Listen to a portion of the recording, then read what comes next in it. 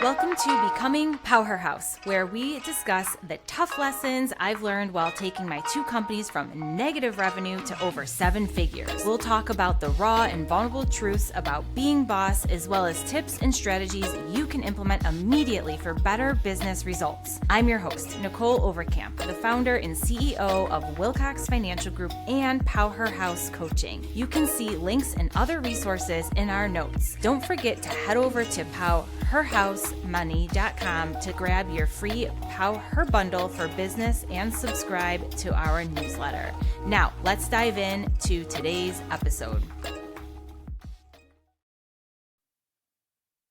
All right, my PowHERhouses, we are back for a little mini power session. And I just wanted to share, this is like such a random thought, but I had some cherries today, which, by the way, were spectacular. They came in my weekly farm share that I do.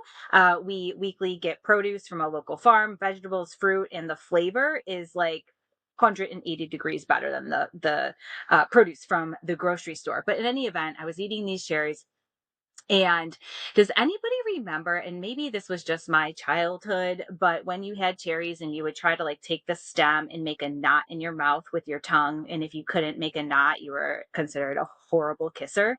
I don't know why that just popped into my head, but it did. So you are welcome for that useless piece of knowledge now that is taking up space in your brain.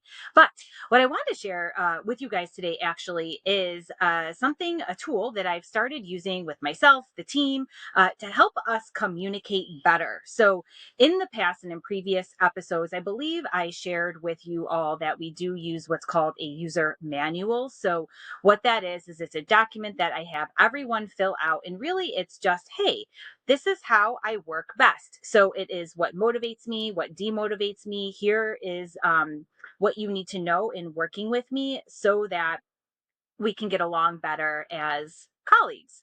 Well, I took it a step further. I was at this EO Women's Summit Entrepreneurs Organization. It was a global women's summit. And one of the speakers was talking about Enneagrams. And I had taken the Enneagram test, oh my gosh, like years ago. Didn't really think much of it. My husband took it too. We were the same Enneagram, which is like zero surprise to me, and just like fluffed it off. Well, she started to talk about how it was really helpful and useful in the workplace. And I was like, oh my gosh, I never even thought of that, right? Where an Enneagram is much more personal typically. So it's not just like a personality test, like a DISC assessment.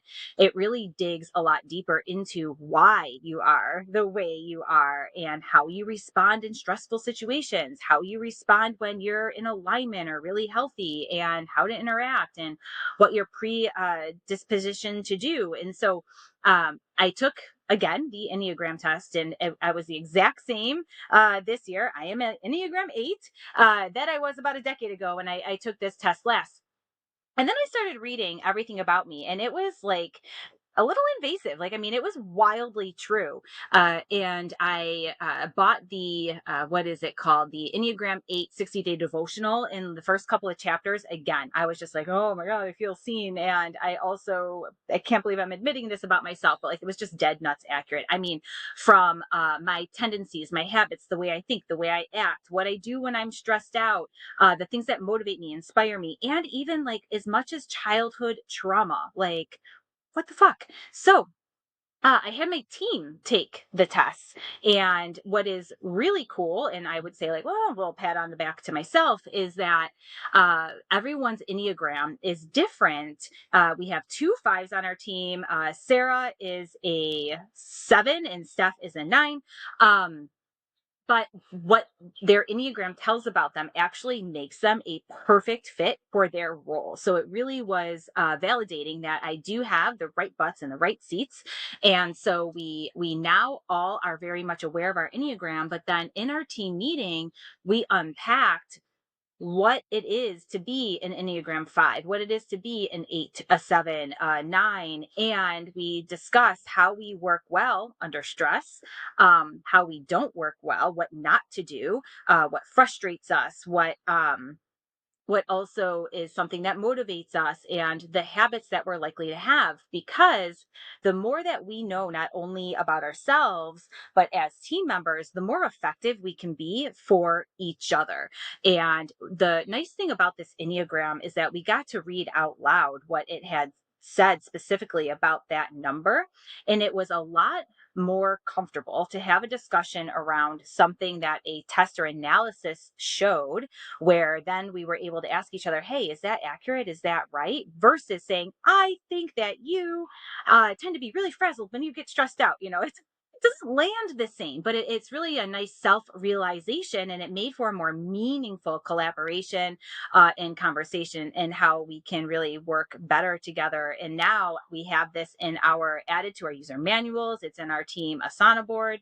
So that way, if we're having maybe difficulty communicating with one another, getting through to someone, or I'm like, man, the team's not motivated, or this specific person, I can refer back to that and just use a lot more effective styles. So I wanted to share that, because the other thing that I have learned over the years is that the best teams, the most effective, the most elite teams are not the ones who need to be constantly motivated by a leader. They're not the ones who should be constantly reminded of what they need to do by a leader, but they're the teams who take extreme ownership.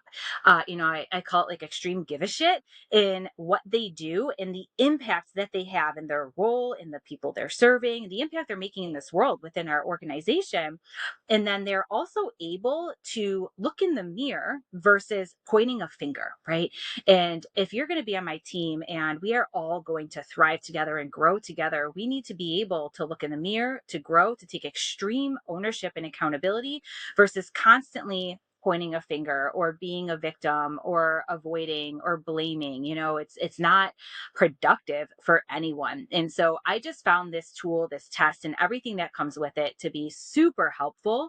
And what we did is we put each other's Enneagrams right into ChatGPT. We used some specific prompts, and ChatGPT helped us create effective group user manuals and how we can really work better together in the workplace. And we have our own now custom GPT for this, so that if we ever have an issue, we can also use ChatGPT as an assistant and helping with guidance and conversations. So I loved it. I thought it was an awesome tool. I hope that you investigate this. There's tests all over the place, you guys. Some of them are free. Some of them you have to pay for. If you do have to pay for it, it's a low cost. I highly recommend you invest in it. And there's facilitators and professionals who do this too, if you want to bring someone in to really walk your team through it together. But at base level, especially if you're a small business, I'd encourage you to dig in, learn some more about yourself, because we can all do better. The better you know, the more you can do. And then again, as you lead your teams to do the same. So until next time, my PowHERhouses, continue to be courageous. Thanks so much for listening to Becoming PowHERhouse. You can find all of the links to our site and resources in the show notes. Let's connect on Instagram at PowHERhouseMoney, and don't forget to subscribe to our newsletter at PowHERhouseMoney.com. Remember, I want to connect with you. I want to hear your thoughts and help you with all the challenges you're having. So engage, send me a DM. And of course, if you're loving this podcast, let us know and go ahead and hit the subscribe button and leave a review.